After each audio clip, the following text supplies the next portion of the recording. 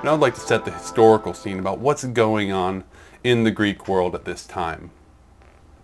Because I think it's highly important to really understand the absolute chaos that was going on in Athens, and people being slaughtered just a few decades before this for political reasons and all sorts of things. But we'll get into that quickly. The first thing is the Peloponnesian War, which unfortunately my history background was less than enough. But the Peloponnesian War was a war between Athens and many of its coastal allies, and then Sparta. Really the two most famous Greek city-states, in my opinion. Probably the only two I could have named prior to getting into this stuff was Athens and Sparta.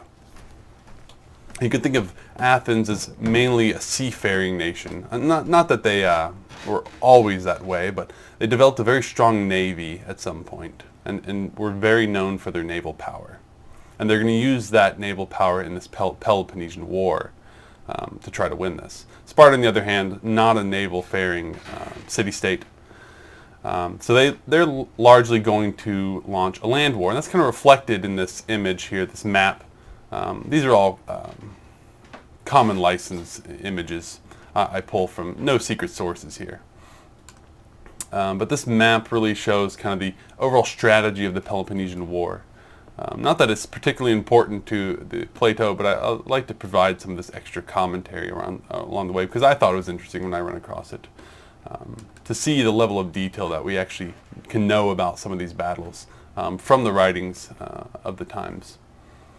But the Athenian strategy, as suggested here in this box, is defend on land, since they don't have they can't beat Sparta in an open battlefield, I don't think. I think that's the idea here.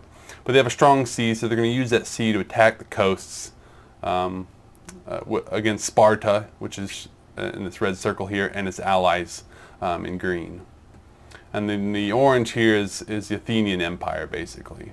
It's Athens and its allies, mainly coastal, as you see.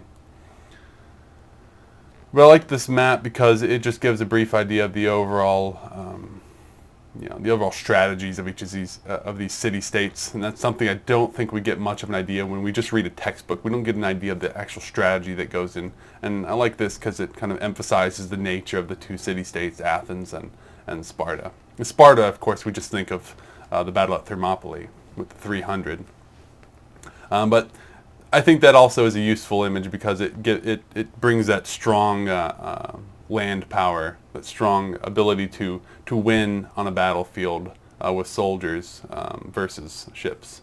So Sparta certainly has a reputation as quite the military city-state, as you can read later if you read Plutarch. Highly suggest reading the specific section on Lycurgus and about that Greek city-state, Sparta. This next map I really appreciate because while that first one was kind of far oversimplified, this one really gives a more realistic picture about the complexity of the Peloponnesian War. And this was, I believe, the state of Greece and surrounding areas just up until the Peloponnesian War, I believe. But again, in blue are Sparta and its allies, and in red are Athens and its allies. And you really just get a better feeling of the scale of the conflict from this image,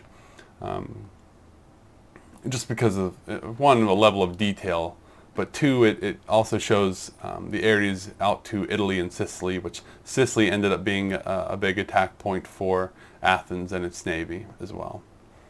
But I like this also because it highlights the other powers in this world at this time, being mainly Thrace, Illyria, which I haven't heard much about, to be fair, and of course the Persian Empire.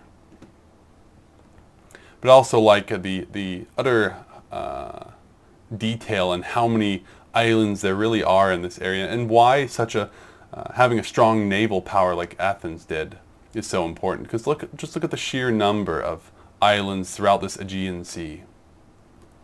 I knew of Crete, I knew of Rhodes here, and I forget the name of this other island. I was aware of these three, but I was never aware of how many small islands really dot the Aegean Sea here. And you can imagine that naval power just becomes overbearing for anybody trying to resist the Athenian navy in this area. And that's why I believe these allies ultimately are all in league with Athens.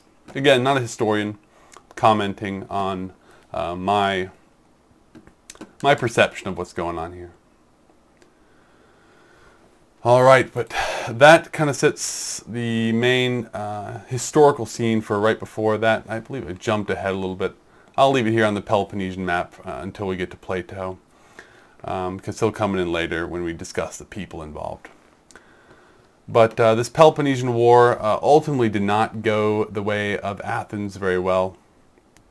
The Athenian Empire was shattered after this war. And interestingly, Athens was originally planned to be overthrown by many of its enemies, meaning its entire city might be destroyed and its people enslaved to the other city-states. But interestingly, Sparta, who seems to have a very high sense of right and wrong, or at least what is noble and not noble, was very against this enslavement of the Athenian people, and ultimately merely installed some of their own government, basically. They overthrew the democracy and put in this oligarchy. But with the Athenian Empire shattered, we go into the next period of note, which is the tyranny of the 30. This is some pro-Spartan oligarchy, again, that was placed there after the crushing defeat of Athens from Sparta. And again, I don't think I mentioned this, but most of that battle between Sparta and Athens came down to a point called Attica here, and that's where their land forces really met. This was the major point of kind of where Athens had to hold the line at Attica there. Just thought I'd throw that in before I really left the topic there. But this tyranny of the 30 came out to be a very infamous moment in the history of Athens.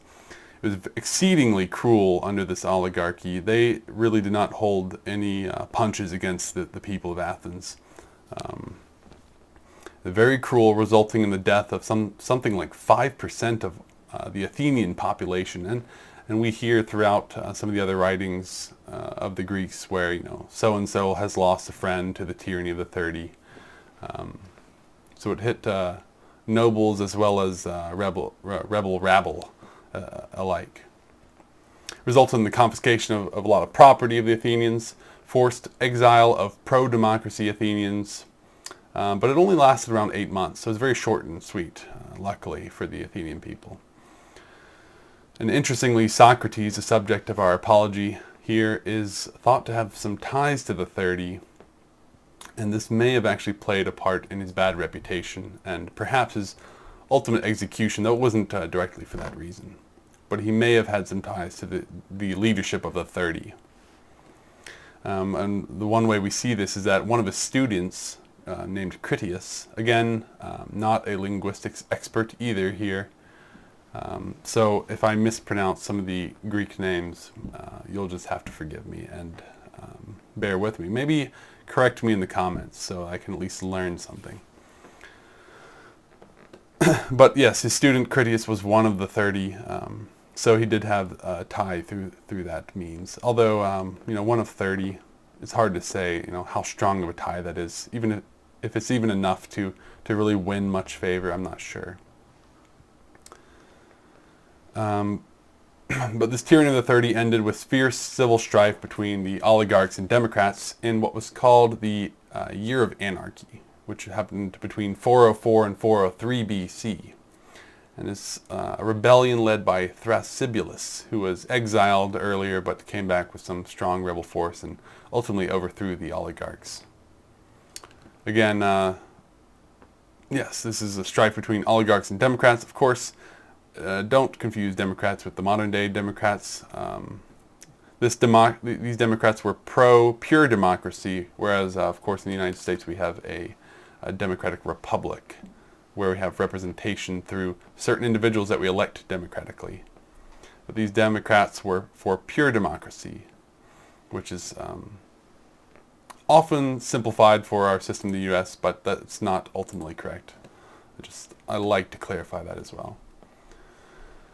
All right, with that, I think we've gone through some of the highlights of what was going on in these Greek city-states at the time. Basically, big war between Sparta and Athens led to this tyranny of 30, which ultimately has led to this major confusion and ongoing battle between the oligarchs and democrats around the time of Socrates and Plato.